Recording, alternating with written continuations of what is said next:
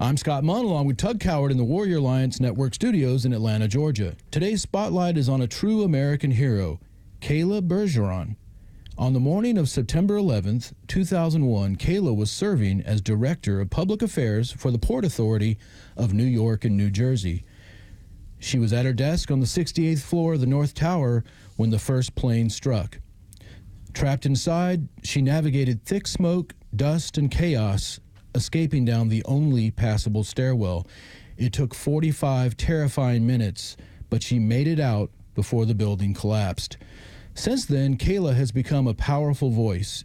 In 2014, she spoke at the opening of the National 9/11 Memorial, and she was recently featured on the History Channel's 9/11 25th Anniversary Special. But it's not been easy.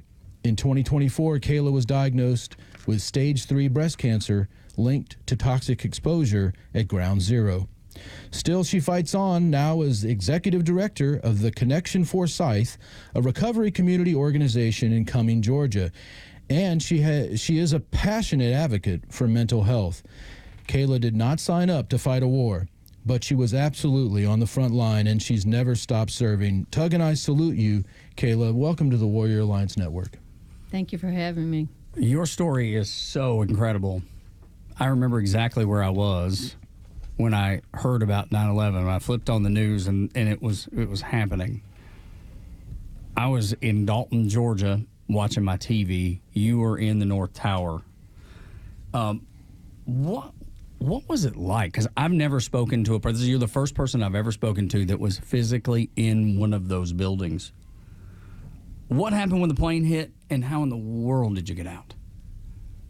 I was situated at my desk on the 68th floor with a beautiful view of the Statue of Liberty. And then the building lurched forward about 10 feet, and then it came back. That was the design, the genius of those towers and the architecture. And I had thought perhaps a small plane had inadvertently veered off course and hit the tower. So I went into my business continuity mode, boom, boom, boom. And I sent staff to the Marriott, which was on the plaza, and that's where the command center was set up for the 1993 World Trade Center bombing. So I sent them off with the pens, the pencils, the business continuity plan on the flash drive. I told them to get some lines that hunt, and I sent a note to executive staff, tell them that we were going to meet at the Marriott, and a security guard comes and says, you got to evacuate. I said, well, let me get my purse and my flashlight. And then we walked the floor to make sure no one else was there. All I can hear is calm, and it's either it hasn't hit you yet what has happened and is coming, or you have nerves of steel, and I don't know which one it is. And you had a plan, which is so impressive. And sticking to the plan in dire straits, in a dire situation. To the people first and the plan, I realized recently, in speaking to the History Channel last week, the only communication that was outgoing were these BlackBerry pagers. That was before the smartphones. So I was able to text in and out, even in the darkness.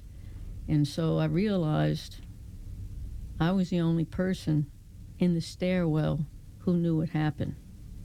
But again, very orderly. They made changes after the 1993 bombing. Glow-in-the-dark tape. All we needed to do was step aside as the firemen came up and the police officers came down. Again, very orderly. Folks not knowing what was going on. I ran to a colleague in aviation. We're going down the stairs, and then someone sent me a story, an AP story, saying terrorists had attacked the World Trade Center. And you're thinking, I'm in the World Trade Center. So I looked at my friend, and I said, I'm going to show you something. Don't react. The thought was, let's just keep the line moving so we wouldn't cause panic or a stampede. So the eye was on the prize, again, calm, but we looked at each other. Let's keep this line moving. Let's keep this line moving. So we go down until the 6th floor, and it felt like Manhattan had shook. That's when we realized the South Tower had come down. There was no... Oh, wow. So there was no... You didn't know that at the time? Didn't know that at the time, but the sheer force of that building, it caused our building to twist. And there was no way out. The door was blocked. And it was dark. We were thrown from the platform. And that's the moment you meet your maker. You never know how you're going to respond. I was calm. And then there was a flash of light, white light. And all of a sudden, we heard a voice say, "Come up, come up." Now, who wants to go up? Yeah, who's raising their hand? When we knew the other tower, the to be South first. Tower, had come down. Yeah. But there was no option. So we went up, and because the Port Authority built the World Trade Center, our police officer knew the ins and outs of the building. And so they took us to another stairwell. Meanwhile, the chillers that were in the stairwell that cooled the air conditioning system, they burst. And it was like the rapids coming down. And so they told us, we had little groups of folks, and to hold on to the belt buckle of the person in front of us because of the water coming down. And again, once orderly, we're still going down. And some of the women had taken off their shoes. And I thought we were out of the building. I could see what appeared the sky, even though it was white. I thought it was clouds. We lost the people ahead of us. And then we were in this room. It was like fresh fallen snow on the ground, on the walls, on the ceiling. It looked like there was no way out. It was surreal. So the people I was with said, "Let's scream." I'm like, "Don't scream because the stuff is still coming down." So I said, "Well, let's look for footprints." No footprints. I said, "Well, now it's time to scream." Let's go back to that screaming idea. So we're screaming, and all of a sudden we see this light. And then somebody's on the bullhorn saying, "If you can see the light, follow the light." So we followed the light. They took us around the side of the building. So we were able to exit the building. But we were not safe because we were on plaza level. We weren't on the street level. But what we saw looked like burned out Beirut, something that no one should ever see right here in the United States. And I got my pump caught. There was concrete, there was metal, there was the toxic dust, and someone helped me, and we walked along the side of the other buildings, the overhang. So we're walking along, and then there are these steps. In the museum now, they're calling the survivor's staircase. So we walked down those steps to Vesey and Church Street. So we get down to street level, breathing, my pumps and my little suit with my skirt. And back in the day, I was in much better shape. And I see a police officer. I said, "What are the directions? What should we do?" He said, "Run."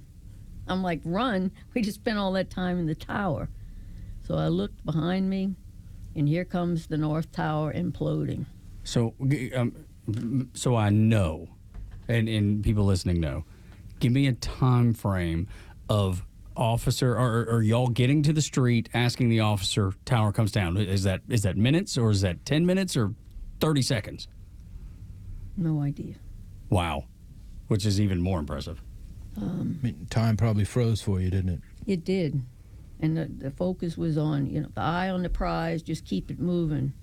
And so when the tower's coming down and there's just black everywhere and the debris coming down, I scrambled 16 blocks to the Howland Tunnel. New York blocks are kind of long. Yeah. So the Howland Tunnel was another Port Authority facility. So we ran there. I dove under a car, waiting for this cloud to recede, and came up, and we knocked on the door of a local merchant. He gave us water to splash on ourselves. Meanwhile, I texted my staff saying, we're not going to stay in New Jersey. It just wasn't, there was just no way to communicate that way. And so I hailed down a police officer, Port Authority police officer. We went across the Hudson to New Jersey, in Jersey City, and went inside just waiting to see who was there. I'm like, where is the head of the police department, Fred Marone? Where is the next in line? Well, it turns out they were in the building. 33 of them died trying to get to my boss, who was on the 107th floor at Windows in the World. And I texted senior staff, who I later learned the ceiling came down on them at the Marriott. So I carry some survivor's grief. But we made it, and just waiting to see who had made it. And the chief operating officer, one of the ones I nearly sent to his death, he comes in with soot. He changes his clothes and he says, Kayla, I need your help. What do you need? My job was to deal with the news media and the elected officials. He said, we need to figure out who's dead and who's alive. How do you do that? Oh, I can only imagine. I don't think I'm able to wrap my head around what you've experienced, but I know a lot of people listening and a lot of veterans have dealt with things like that on the battlefield, face mental health challenges, struggles, trauma. You've been there. On top of the struggle, is there a stigma? What's that battle look like for you? Because you said survivor syndrome or remorse. It makes me sad, frankly angry, and this is what we have in common with veterans. Because PTSD is invisible, it must not be real. You would think in this day and age they would have a better understanding of what it is and how it impacts your life. A lot of people, depression, some people take their own lives, have a hard time with job, with housing. It's a stain on our country, those who've been forgotten. And I'm going to tell you, I am thankful for the veterans. A lot of people say, thank you for your service. Thank you for your service. I really mean it, and I'm glad they took care of business. But again, at their own expense, even their families dealing with the ramifications. But you took care of business, too. You went to Florida, you regrouped, and then eventually you made your way back up here to Georgia, and you made your way to Forsyth County, Georgia, and you enrolled in the state's CARE court program for dual diagnosis. You've credited that program with saving your life, which is fantastic. And now you serve as the executive director of the Connection Forsyth, which is you support equine assisted therapy, I hear, through Special Equestrians of Georgia, and you're a certified peer specialist for addictive disease in the state here. And that's incredible work, and we thank you for all that you're doing in the community. Tell us about the Connection Forsyth. What kind of support does it offer for people who are facing mental health challenges? How did it help you, and what role do the horses play? Well, in a backhanded way, I have COVID to thank for my job, as I was in accountability court that led to the diagnosis of PTSD as well as substance abuse. The World Trade Center health program had never diagnosed me. So here it is, this accountability court in Cumming, Georgia, providing individual therapy, helping with the doctors oversee meds to get the cognitive behavioral health, the dialectical behavioral health, and the support, that thrust me forward to the connection. And when COVID struck, I knew because of my PTSD, I needed to keep busy. So I started volunteering, which led to this job at the Connection. Now, what we do at the Connection, we help people struggling with substance abuse. We have a variety of meetings, whether it's AA, NA, there's Dharma, there's family meetings. Recovery looks different to certain people, so we do that. We have a lot of social events. We have wellness events. As a matter of fact, we're doing something in a couple of weeks with About Face, local veterans organization, and we use mindfulness to help folks deal with the anxiety. So we're anxious and looking forward to do that with the veterans. What about the horses, though? Because I think Scott's hit on something that's important there. How do horses help? How does equine therapy help? Well, I'd never heard of it before, and it sounded a little frou-frou to me. But someone said this is evidence-based. It will help, and I was willing to try anything. Sure. And was this for you personally, or for me personally? Okay, got it. And so I called this local organization, a nonprofit called Special Questions of Georgia in Milton. I said, "Can you help me? I don't have any money. I'm not a veteran. They had a veterans program there, but I need some help." Mm-hmm. So that's the first step, isn't it? Just admitting and saying that you need help. I can advocate for you and you and you, but to admit that is hard, to ask for help. Mm-hmm. So the first time I went there, I thought it was questionable. I thought I was going to ride a horse. That's not what it is. But the horses are intuitive, and one of the horses I work with has PTSD. Wow. Wait, the horse has PTSD? He was beaten previously, and the owner called Special Questions and said, "If you can catch this horse, you can catch this horse. I mean, you can have the horse." And so we later learned he had PTSD because he was beaten. Oh, it's unbelievable. He was afraid of everything, and guess what now? He's a therapy horse. He's found his calling. His calling. I love that. It's fantastic. Let's say there's somebody listening right now, veteran, or like yourself, a civilian, and they feel hopeless, they feel stuck. What advice would you give them, and how do they reach out to take advantage of the help that you can help provide, or you can point them in the direction of? Well, as a peer specialist, we're not clinical, and we tell our story to show there's hope and there's redemption, because when you lose yourself, you're ashamed and you don't think there's any way out.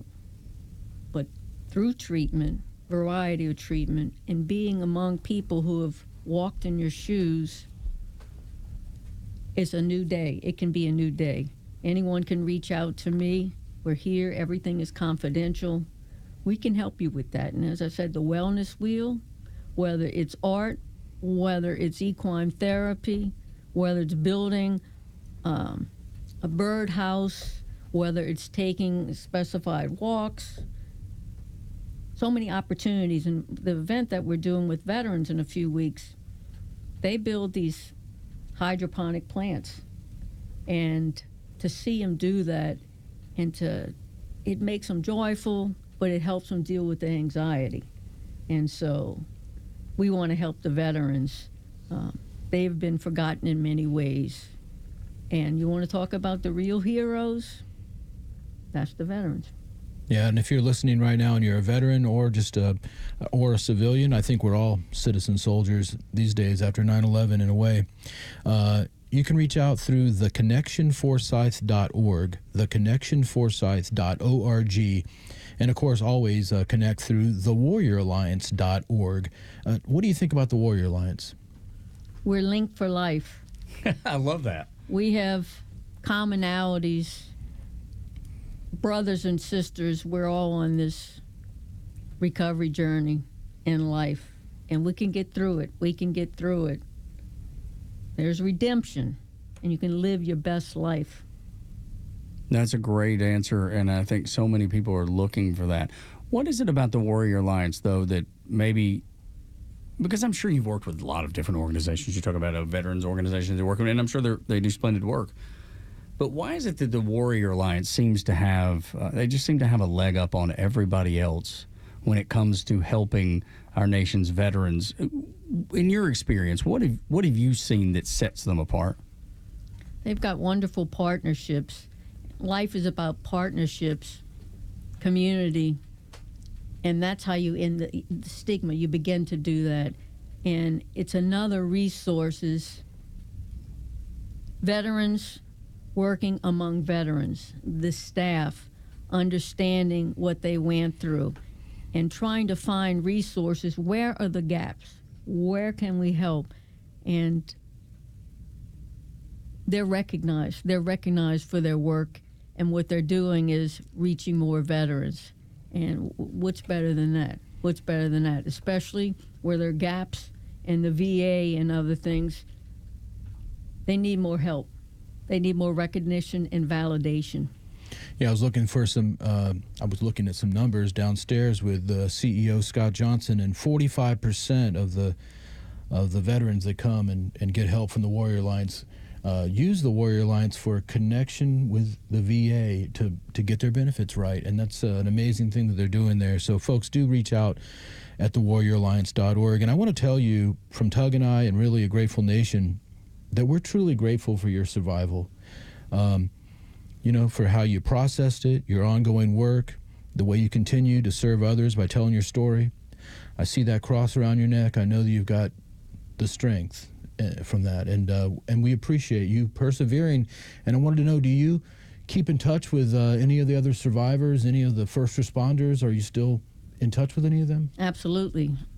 Matter of fact, when I was in New York this past week, we connected, in every anniversary when I'm not in New York, we do a Zoom call with our colleagues, including the police force at the Port Authority. And it's not so much to focus on the day, it's to talk about the work that they did, coming together, and some of those comical moments that got us through.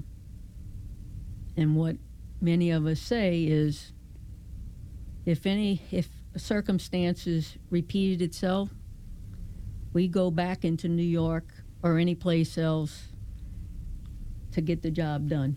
Is there anything that you're willing to share from that day? Because everybody knows, how tough it was. I mean, at least from a distance, not like you living it, but we all saw the horrors of that day. You felt it wherever you were, but you didn't feel it like Kayla did. That's right.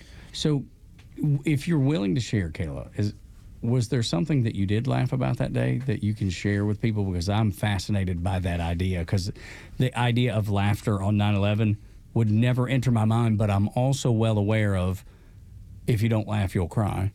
When it wasn't in the towers, it was later. Sure. But as we're evacuating on the 68th floor, I get a call, and it's an intern from NBC News. They said, "We want to go live with Tom Brokaw." I said, "I'm sorry." I said, "We're evacuating the building." And the woman said, "You don't understand. It's Tom Brokaw's office." You didn't care. Like, I don't think you understand. Well, I said that. Click. I hung up. Oh, there you go. That's it. You hung up on Tom Brokaw. Yeah. Hey, there's a lot of folks that would like to do that. No kidding. No, but how fascinating, because they had no idea. I mean, they had no idea where you were, what you had just come through. Yeah. Because you illustrated it very well. The story you told was so detailed. And knowing where you were, because I felt like I was there with you as you were telling me that story. I work on a news station, so I can imagine calling you and how dopey I would feel finding out later what you were going through, as I was saying, "But you don't understand. It's Tom Brokaw. You have to talk to him." Sir, the building is about to fall down. Yeah. Amazing. It's an amazing story. You've lived an amazing story. You, maybe more than any, one of probably two guests that we've ever have that actually I feel like have lived in history. We've all lived in history, but you've lived in moments. You and Hibby Margle lived in moments that are written in history books. And that's why I don't want anyone to forget. I live in gratitude. I love that. I'm a believer in God, Amen. Me too. and I was spiritual before then, but my faith and turning it over, that's what keeps me in gratitude. And Life you gotta, is short, yeah.